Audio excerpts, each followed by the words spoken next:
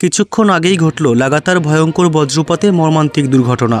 কিছুক্ষণ আগেই জেলায় জেলায় আকাশ কালো করে ধেয়ে আসে প্রচণ্ড বৃষ্টি।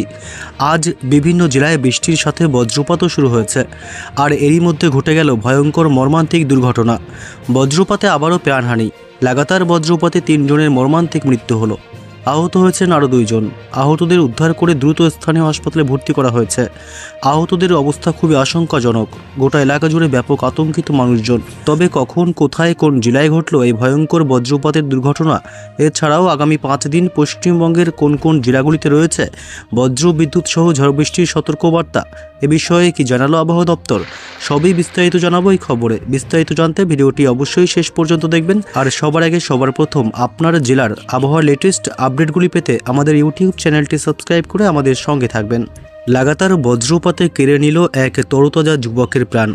ঘটনাটি ঘটেছে বাঁকুড়া জেলার গঙ্গাজলঘাটি ব্লকের বেলডাঙ্গা গ্রামে। জানা গেছে প্রবল ঝড় বৃষ্টির সাথে বজ্রপাত হয়। সে সময় গ্রামের মোড় সংলগ্ন একটি বটগাছের তলায় বসেছিলেন বছর 18 সঞ্জয় বাউরি। আচমকাই বিদ্যুৎপৃষ্ট হয় সঞ্জয়। তড়িঘড়ি এ ঘটনাস্থলে উপস্থিত হয় গঙ্গাজলঘাটি থানার পুলিশ।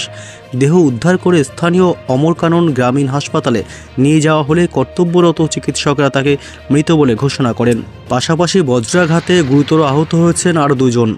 ঘটনা গোমতী জেলার উদয়পুরের খিলপাড়ায়। আহতরা গোমতী জেলা হাসপাতালে চিকিৎসাধীন অবস্থায় রয়েছেন। পাশাপাশি উত্তরবঙ্গের আবহাওয়া রিপোর্টে বলা হয়েছে আজ দার্জিলিং, কালিম্পংয়ের কোনো জায়গায় ভারী বৃষ্টির সম্ভাবনা রয়েছে।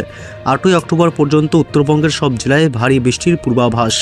দার্জিলিং, কালিম্পং, জলপাইগুড়ি, আলিপুরদুয়ার এবং কোচবিহার জেলায় বিক্ষিপ্ত বৃষ্টির সম্ভাবনা আগামী 24 ঘন্টায়।